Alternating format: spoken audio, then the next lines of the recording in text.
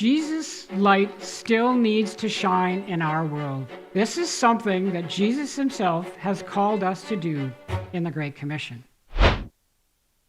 My journey to where I stand today has not been simple or comfortable. On my faith journey, God has me on a continuous climb up his mountain. He leads me to a place of rest where I think, hey, I like it. I like it right here. And I stay there for a bit, and then he taps me on the shoulder and he said, time to move on. This is going to continue until the day I meet God face to face. You are never done your journey while you're on this earth.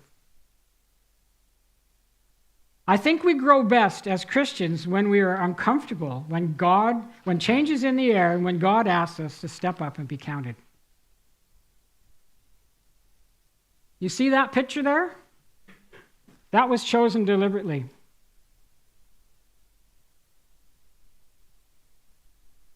Sometimes we need to figuratively step off the cliff. And it's uncomfortable, trust me. I know. Going back to school at 63 was uncomfortable. To knowing what God wanted me to do, to come and stand here and talk to you, was uncomfortable. I'm an introvert. I'm best in the background. I love it.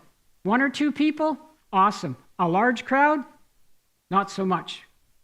But this is what God's called me to do. He's called me to come up here and to show you an example of just a plain, ordinary guy that God's working with. I have no special powers. I have no special intellect. I have learning disabilities. I have physical disabilities. I'm a diabetic. I got lots of things going on. And if God can use me, he can use you.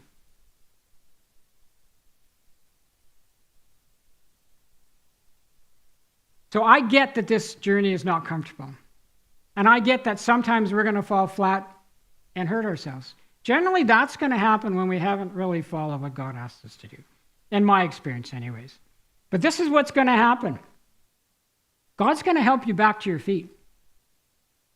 He's going to give you a big hug. Going to dust you off, tell you he loves you.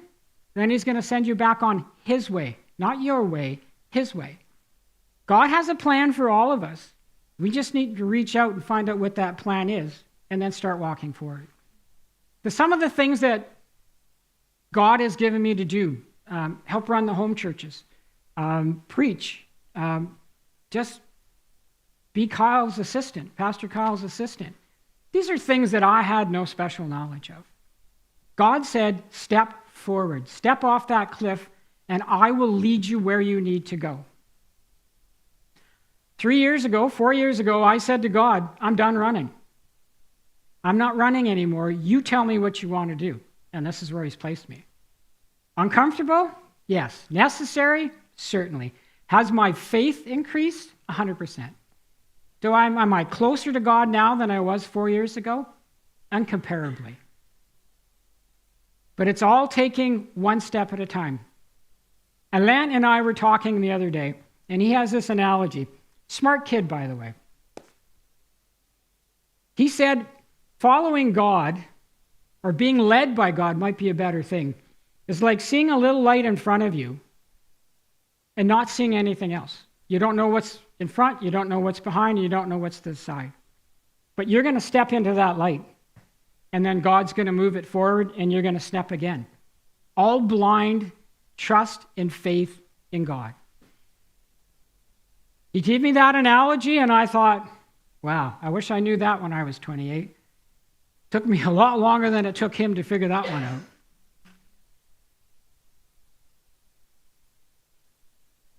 Jesus' light still needs to shine in our world. This is something that Jesus himself has called us to do in the Great Commission.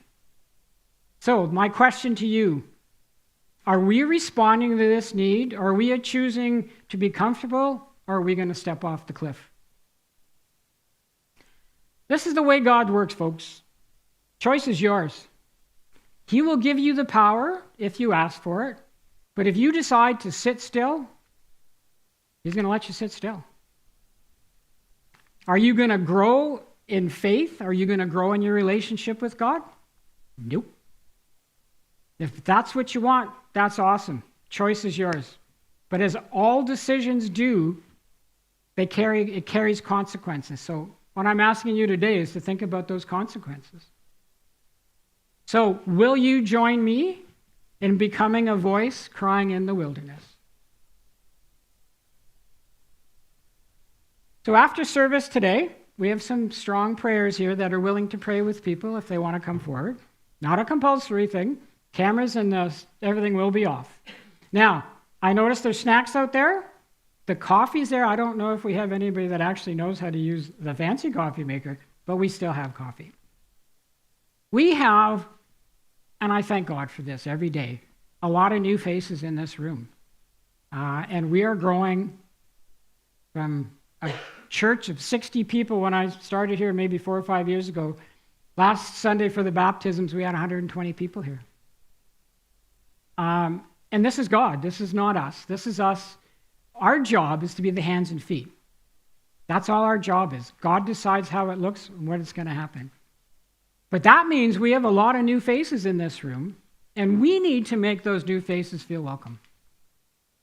So if there's a face that you don't put a name to, have a chat.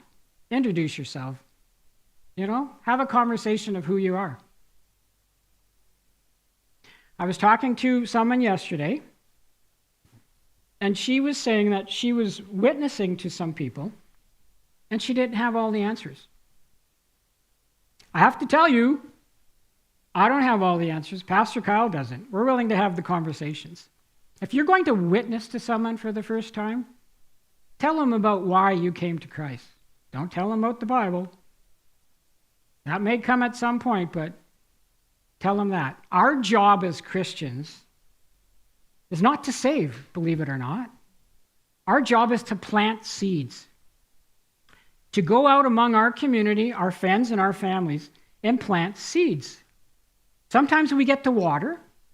Very rarely we get to help with the harvest. But the harvest isn't our responsibility. The planting of the seeds is our responsibility.